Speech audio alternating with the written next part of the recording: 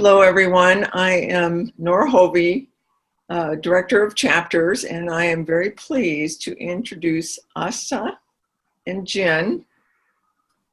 They're going to share with you about a deployable AI Martian habitat. I think that's enough. They're with Mars Society Canada. I did want to get that in. Asta, Jen, you have the floor. Thank you, Nora, for the great introduction. So, hello, everyone. I hope that now we are moving closer towards inhabiting Mars from our wonderful morning presentations and technical lectures. Before I begin, guys, I want to ask you one question. Why do you think that we should move to Mars? So, my personal motivation is, for me, it's also about reaching the Mars, but the more important thing is testing our human intelligence and our capabilities, that how far we can go with this. So I'm Asta. I'm an architectural concept developer at Mars Society of Canada, and other than volunteering at Mars Society, I work as an architect in Vancouver at ABA Architects. And here's my co-author. Hi, I'm Jin. I'm a Mars engineering developer at the Mars Society of Canada, and I'm a fourth-year undergraduate mechanical engineering student at the University of Waterloo in Canada. I'm really excited about the possibilities that exploring a brand new world has for our generation. And I'll be delivering the second half of this presentation about the engineering behind our Mars habitat. All right, next slide, please. All right, so speaking of engineering, Mars presents lots of really unique and difficult engineering challenges. And it's going to drive a revolution in architecture.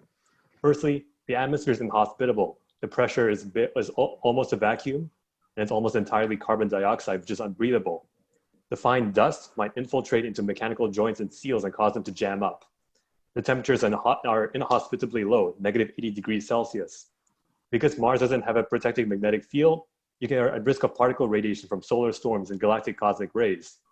And finally, living in an isolated, confined, extreme environment, much like quarantine is right now, has a strong psychological impact. And we're hoping to solve all of these problems. So, welcome to our artificial intelligent habitat called Project Thorpe. Thorpe is a Greek word for an habitat. These days, space architecture is becoming very important because it helps us to understand what are the various challenges that we need to face while designing on the other planets. Let's say, for example, atmosphere, gravitation, radiation, and everything that Jean quite described in the previous presentation. So these days, more and more space architecture is being into consideration. So there are two ways that we can carry a habitat from Earth to Mars. One, we are very aware, is inflatable structure. What are inflatable structure? They are basically, it is composed of inner and outer layer of fabric, and it has a typically very same material. The cavity between the walls is pressurized with air, making the structure rigid. The large structures can be deployed from small initial volumes and masses, and it makes them mass efficient. The interior of this kind of inflatable structure is also pressurized with breathable air, allowing astronauts to live inside without the spacesuits.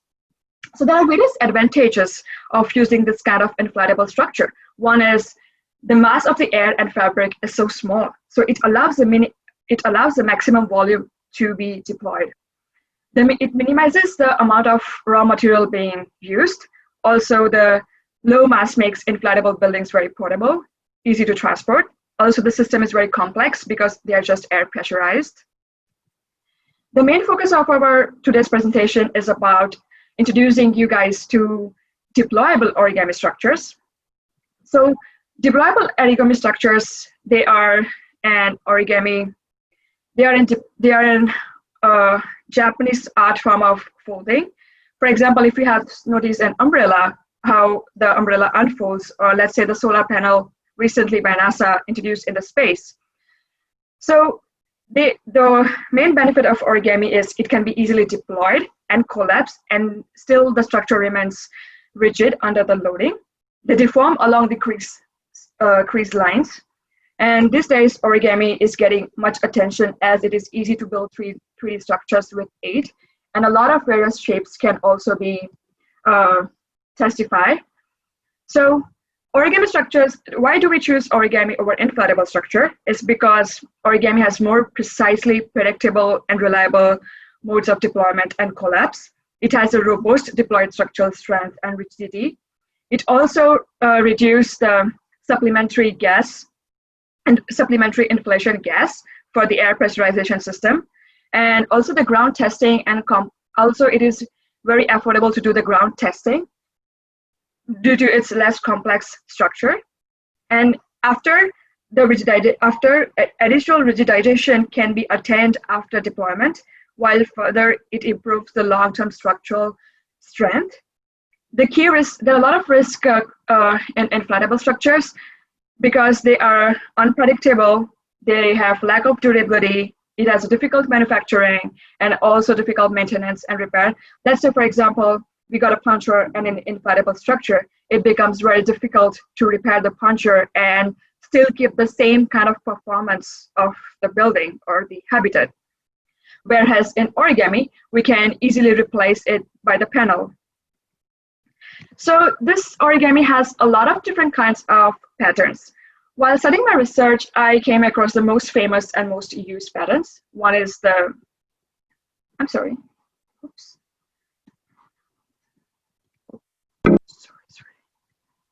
So one is the round ridge pattern, the another one is the Taji pattern, the magic ball pattern, the YOSHIMURA, bellow folding, as you can see on your right side of the table, YOSHIMURA, and the KRESTLING pattern.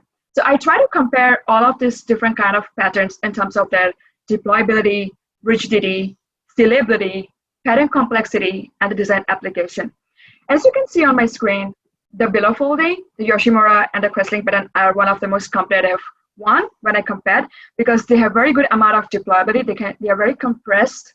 They can be very compressed. They are very rigid structure. They're also sealable, and the pattern is complex, but it is quite durable. The one thing with KRESTLING is it allows us to have enclosed space, and we can form a modular structure. So what are the different advantages of using origami, let's say? So it has an efficient packing, the shipping and handling is easy, the deployment, we can do it in a gravitational environment and also the polar environment. Also, it has an adaptability to uneven and rough surfaces. It is reusable, reconfigurable through joining of large components. Electronics can also be integrated. Let's say, for example, we can introduce some folding panels with solar panel or window systems. It has a structural health monitoring over long periods of time. It has an easy integration and long-term survivability, multi-use performance, damage tolerance, flat folding, and quick fabrication and assembly. Reduced material usage. Why reduced material usage is because we exactly know what are our geometric dimensions and considerations, and exactly those dimensions can be carried forwarded to an industry to manufacture it. And also it has improved strength to weight ratios. After considering various different kinds of patterns, I chose to go for a KRESTLING pattern, which is here. The reason I go for the KRESTLING pattern is because it has a very high compression ratio. A large surface can be folded very flat with minimal creases. This means we have fewer hinges and it improves the strength. It is very important to have less amount of hinges while doing a deployment on Mars. And also we have a diversity to explore other polyhedral shapes. So basically I will show you how we can get the very simple form of KRESTLING pattern. Is, let's say for example, we roll a paper. So if we roll a paper and then if we just like twist it, so it forms a buckling pattern, which is the KRESTLING pattern. I think my paper is not super nice, but I can try one. Yeah. So okay, I need to have a very hard structure on the sides. I'm sorry, guys. but it's just like a very simple buckling, twisting, fold. So one of the next step, I wanted to move forward. Like we wanted to make sure that whatever we are understanding about geometry is also practically possible to do it. So we tried to integrate artificial intelligence. And there's a software called Rhino. So what do we do is we start sketching our origami pattern in a CAD program, and then we transfer this CAD drawings to Grasshopper software, where we give the algorithms, we give each and every command in the computer to fold and to unfold. The main advantage of using artificial intelligence is it allows us to make various considerations. Let's say, for example, I increase the radius, then it will immediately calculate the number of folds we require, the additional surface area, the additional surface volume, and everything, which is not quite possible to do by manually. And also artificial intelligence gives us very accurate results. So this is the YOSHIMURA pattern, which we did testify. Also, this result is achieved by using relative geometry transformations between the input parameters. And this pattern is also used to study KRESTLING pattern, which could be enhanced by exact node functions, which define the geometric transformations. This is a very totally new concept. These days, artificial intelligence softwares are still under considerations. So guys, don't freak out when you see this. Very complex mathematics. To be very honest, even myself, I'm trying to understand how exactly this geometry works, but I will try to make it as simple as possible for everyone to understand. So basically, the first thing we considered is we want to go with an hexagon structure. So we have six sides of the shape, and all sides of the shapes are equal with equal panels. So this is the folding pattern of the hexagonal structure, for which you can see the 3D picture on your on the top of the right corner. So first we fold the paper like this, and then we make the value folds. So the KRESTLING pattern is actually a very self-structuring process of thin wall of cylinders under torsion load. And this pattern can be generated without the manual creasing process of valley and the hill folds. Like I said, you just make a cylinder, make a solid cylinder, and then just twist it. It's gonna create a KRESTLING pattern. And also this folding and the unfolding produce a very pop-up effect in single or multiple twisting units. This pattern is also very favorable for modular configurations, as this allows us to enclose the structure. So when all the triangles in the structure which make up the pattern are all identical, this is a phenomena which is also called cyclic symmetry. Concluding that this kind of phenomena provides great design tools and applications, not only formally but also structurally, opening new perspective of design strategies and research topics. So let me introduce you to our very basic drawings of our habitat. So this is the east elevation, west, plan view, north elevation, and the south elevation. And this is the perimeter of our structure. This is our exact folding pattern. So first we fold it to the dark black lines, and then we angle them at 37 degrees with these green creases. So the most amazing thing about this structure is when it is folded, when it is compressed, it has 125 cubic feet. But when it is deployed, it has 1524 cubic feet, which is almost 10 to 12% more area. And it gives a surface area of 650 square feet if we take these dimensions. Basically, we try to go with a very simple steps. So we did design only for the crew capacity of 2, and we have an atmospheric pressure of 1 atm. For now, our power source is solar panels, but also one fact to consider is Mars only has 40% of the solar energy, so we might consider nuclear energy in future.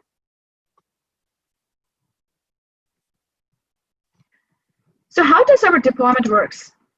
I created a very short video to understand how this deployment works. Also, don't freak out when you see the very big, complicated maths on your left side of the screen. So as you can see in the video, how our pattern is folding and unfolding. I try to create a sequence of folding and unfolding, and you can see that on your right side of the corner. So the first picture, the most compressed state is the panels are being folded at 35 degrees. The next one, let's say, is at between 45 to 50. The third one is 65, and this one is at 90-degree angle. So this is how our structure is folding and unfolding. So I will now like to forward the presentation to, sorry, what's that? To Jen. Yeah, to Jen. All right, thank you, Asta. And just, okay, here we go. All right, so when we're supporting the habitat on Mars, it's going to be put on uneven ground, most likely. And we'll need a way to secure it to the ground to prevent it from toppling over. So there are a few ways we studied you could do this. You could screw it into the rocks using a ground screw, as you see on the left. You could use spinnakers to support it, or you could even suspend it on a truss structure. And the advantage of suspending the structure above the ground is that it minimizes ground contact, which means that when the ground gets really cold at night, it minimizes heat losses by thermal conduction. You can see in the video at the bottom, you can deploy and collapse the habitat by simply making a twisting motion. But when you apply a compressive load to it, it actually becomes quite stiff, as you can see there. All right, next slide, please. And one of the advantages of using an origami habitat over an inflatable concept is that because the rigid panels don't need to be flexible, we have a much wider variety of materials we can use, and we can use them much more creative ways. So our panels, they need to be lightweight because they need to be transported to Mars and around Mars. They've got to be strong to resist both external loading. For example, if you pile a regolith on top of the habitat to block out galactic cosmic rays, or internal pressure from the air pressure. It needs to be effective shields against particle and ultraviolet radiation from the sun and from the cosmos. It needs to be good thermal insulators because Mars is cold, as we all know.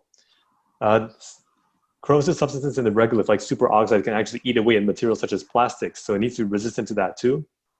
And in order to make this feasible to manufacture in the long term, we wanted it to be made of materials that are feasible to manufacture with Martian materials and industry as well. The solution we came up with is to use a sandwich of various different materials to fulfill all these requirements. These panels also need to be able to move and swivel, and for that you need a mechanical frame with hinges. These need to be able to exclude dust and fines to prevent them from jamming up. They need to operate in a near vacuum environment because of Mars' thin atmosphere. And because Mars gets so cold, we need to ensure that they don't seize up at low temperatures and that they are not vulnerable to thermal expansion. Next slide, please. So here's an early conceptual panel design just to give you an idea of how we could leverage the properties of different materials. You could use aluminized mylar, which is extremely reflective, to minimize thermal radiation losses on the outside. Layers of high-density polyethylene, or HDPE, could be used as a shielding for proton radiation from the sun, which comprises the majority of radiation on Mars. Kevlar and Vectran, which have extensive space operations heritage in spacesuits and in Bigelow's inflatables, I think that was mentioned in the chat too, they'll be used to provide tensile strength to hold in the atmosphere and to provide flexible sealing. And aluminum 2219 has been extensively used in all kinds of spacecraft from the SLS to the Falcon 9. And this will be used to provide strength and rigidity to resist the bending stresses from atmospheric pressure in the inside and to simply provide more compressive strength. Next slide, please. So in order to keep warm on Mars, I did a thermal analysis. There are three ways you can lose heat: convection from the atmosphere carrying away heat, thermal radiation, and by conduction to the ground. We can mitigate conduction to the ground by suspending the habitat above the ground. And as for convection, convection is actually quite a manageable loss because the Martian atmosphere is so thin, it's actually quite inefficient at carrying away heat. Its pressure is only 1% that of Earth at sea level, even though it's a negative 55 degrees Celsius. So it's actually not too difficult to maintain an internal temperature of a comfortable 20 degrees Celsius. The radiation losses are mitigated by covering the habitat in aluminized mylar, which has only a 2% emissivity in the spectrum of interest. Just to give you an idea of the kind of problem we're dealing with, if you had just 1 centimeter of high-density polyethylene as insulation, A 3-meter long section of this habitat will require about 1.3 kilowatts of heating. And to give you an idea of how much that is, that's about the amount consumed by a household microwave. And this can be reduced substantially if we use vacuum insulation panels to take advantage of the low atmospheric pressure. Next slide, please. As for the mechanical frame, this is the part that allows the panels to rotate and swivel. If we leverage composites such as carbon fiber, you can get really high strength to mass ratios. On Mars, you could use composites such as basalt fiber, which can be produced on site and has similar properties. Using conventional ball bearings made out of steel and using oil as a lubricant wouldn't work because at the very low Martian pressures and temperatures, the lubricants would either freeze or boil away. Fortunately, there's a solution. If we use Teflon bearings, they don't need any lubrication at all. The Teflon slides against each other with a very low friction. To prevent this has been used on Mars rovers as bearings because for these conditions specifically. To protect the mechanical parts from damage, we have 2 layers. On the inside, we have a pressure bladder which holds in the atmosphere. That will be made out of Kevlar or Vectran. And on the outside, you have a thermal and dust cover which will be reflective and will keep the dust out. In this way, we prevent the mechanical parts are completely isolated for the entire operational life. So overall, what we should take away from this is that while the idea of an origami habitat is quite novel, the engineering behind it has actually got a lot of space operations heritage, and it's actually not that new. All right, let's move on. So this is a schematic view of the mechanical parts. So the red lines you see there are rigid hexagonal shapes. These give the habitat its hexagonal shape. The black lines are pipes that are used as hinges. And these are the lines about which the rigid panels will rotate. And finally, the green dots at the vertices, those are ball joints, which will allow the rods to swivel. And by having these components arranged like this, the habitat can be used with the KRESTLING origami fold. And it can twist to contract and twist to expand. And as you can see on the right, using composite materials such as carbon fiber can give us a great weight advantage. Next slide, please. All right, so here's a little concept of how a Mars base using these habitats might look like. If you look at our Zoom backgrounds, you can see that we've also got some more concept art there. Let's talk about what kinds of activities you could do with this. Next slide. Okay, so here's a bit of this is kind of what inspired the project. We haven't seen any other project besides ours and this in origami habitats. So this is an origami habitat concept by Yakovlev Daniil. I hope I'm pronouncing his name right. So essentially what he's doing, he's using the YOSHIMURA fold to create a permanent Mars habitat. Right now, our habitat is designed just for temporary usage as a temporary shelter. But hopefully in the future, what we plan to do is to expand the concept because it's scalable to add in things like labs, hospitals, dedicated sleeping areas, and cooking facilities. Let's move on. Welcome to Mars. Sorry. All right, now let's move on to the practical testing. So one advantage of this project is that we don't need Kevlar to test this or to sew flexible materials together. We can make it out of rigid materials such as cardboard or coroplast, corrugated plastic essentially. What I'd like to do is I'd like to be able to test this KRESTLING geometry and find areas for improvement in a real operational setting by evaluating it at the Mars Desert Research Station. The test case we've come up with is to evaluate its utility for a 2-person EVA team. They would use the origami habitat as a temporary shelter for an overnight rover sortie. And we will need to test whether the habitat has enough space and the correct geometry to perform all the necessary activities on the inside. Next slide, please. So I plan to test this when my rotation at the Mars Desert Research Station in May next year.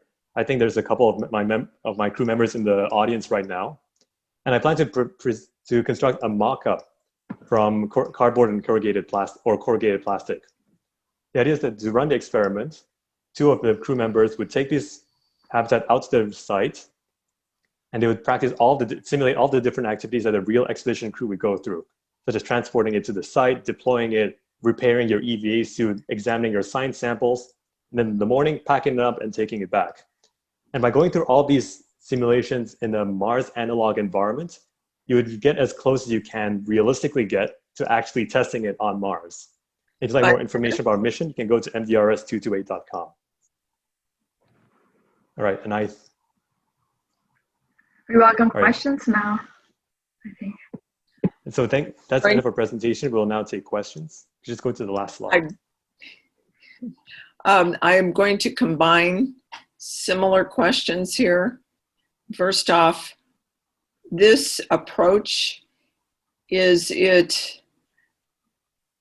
suited to using once we get established on Mars, or is this more at the front end of the Mars mission and to get us to Mars?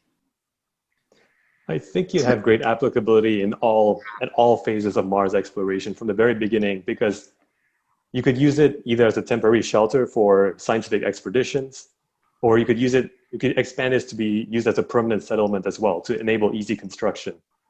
Asa, I think you wanted to add something on? Yes, I think, so we don't know yet. Of course, we are definitely trying to establish different kind of 3D technology for our Artemis mission and for our Mars mission as well. But I think this is something very technical and which can be tested on the Earth. And I think it gives a very specific results how the system works.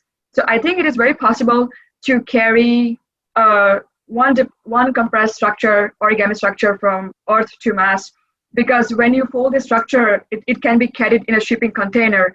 For whatever size of habitat, it is just the container sizing will be like 2 meter by 2 meter by 2 meter, which is quite affordable to carry. So I think it has a various purpose. And in future, as Gina mentioned in the presentation, that we are also planning to consider a lot of different kind of activities that we need to perform on Mars. For example, let's say EVA, the chemical labs, the bio labs, the emergency labs, the medical center, and everything. So in our further research, we're gonna make it as sustainable as possible with this kind of origami technology. I hope that answers the question. Another question, have you considered how these structures and radiation would, in other words, how do you plan into these structures the radiation consideration? Yeah, I think I mentioned that earlier in the material selection. So the most basic layer of protection would be integrating high density polyethylene into the walls of the habitat. And the reason we use high density polyethylene is because it's rich in hydrogen. And hydrogen is very good at stopping particle radiation from the sun, which is mainly proton radiation. And that's what constitutes the dominant source of radiation on Mars. You could, if you wanted to, you could get even more radiation shielding by just grabbing a shovel and shoveling regolith over, covering the habitat in regolith, so that you are more effectively block out proton radiation, but you also block out cosmic rays as well. So that's how we could do it. Can you discuss the costs that would be associated with this approach? Is it cheaper, more expensive? Is it not able to be determined at this point? So I think we did have our basic consideration of cost. I cannot right now say in $1 million or how much it's going to cost us, but we do have a lot of projects being already done on Earth. And I will show just example here. Let's say, for example, okay, it's inflatable structures. So I think it is this technology is more cost effective as compared to inflatable structure, because inflatable, we don't have quite calculated material usage, or it is not quite possible to repair if we are building up. Also, those kind of materials are very expensive. So I think this is a very cost effective, as we can first try to make it with the cardboard, and then we can try to go further and make it with an aluminum panels, and then we can go and then use exactly kind of materials like HDPE and everything that Jean has explained. But I think this will, whenever we come to that stage to exactly know how much it's going to cost, I'm pretty sure that it's going to be more cost effective, or maybe one of the most cost effective solution right now, which will give some technical safety calculated risk. All right. Last question. Can you discuss this structure's ability to be pressurized? I think the main consideration with this kind of structure over an inflatable structure is that because we have flat surfaces, they're prone to bending stresses. So essentially, if you pressurize the panels like this, they'll tend to bulge outwards. But I think that that's not an intractable engineering problem. You could increase the stiffness of the panels by using vacuum insulation. So that would increase essentially increasing the thickness of the panels and leaving a vacuum in between.